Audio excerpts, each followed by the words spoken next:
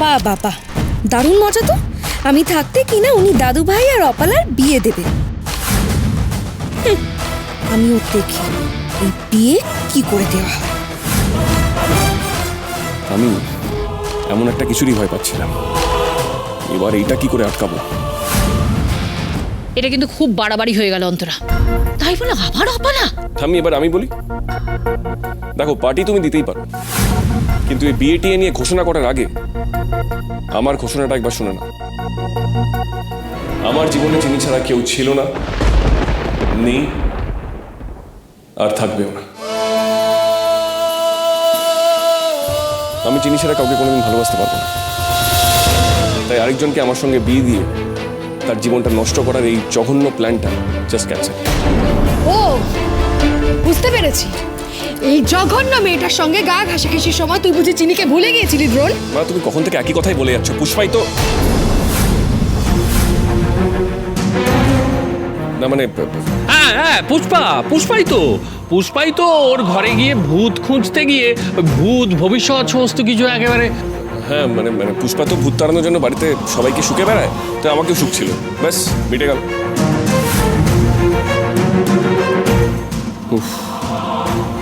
সত্যিটা আরেকটু হলেই বলে দিয়েছিলাম। মিটে তো গেলই, আমার সন্দেহটা মিটে গেল যে পুষ্পাই হলো চিনি। শুধু এবার সবার সামনে স্বীকার করানোটা বাকি। আমার নাতি হতে পারো দাদু ভাই, কিন্তু নাটকটা তুমি একদম করতে পারো না। দাদু ভাই, তুমি আমার কথাটা। তার আগে তুমি আমার কথাটা শোনো।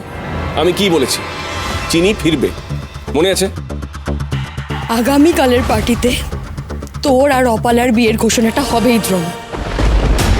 মানে মা, তুমি এই কথা বলছো? মা, তুমি তো জানো আমি চিনিকে। জানি, কিন্তু চিনি আর নেই।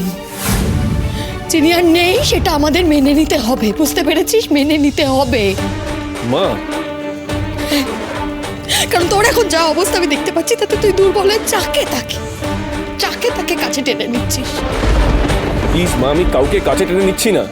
শোন দ্রোণ, আমি না আমার ছেলের ভালোই চাইবো, আর চাই হয়ে যাক না কেন।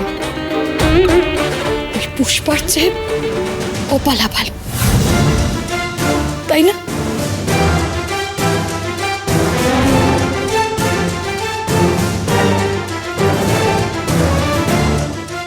মা, মা তুমিও তাই বলে অপালা ম্যাডামের সঙ্গে তোমার ছেলের?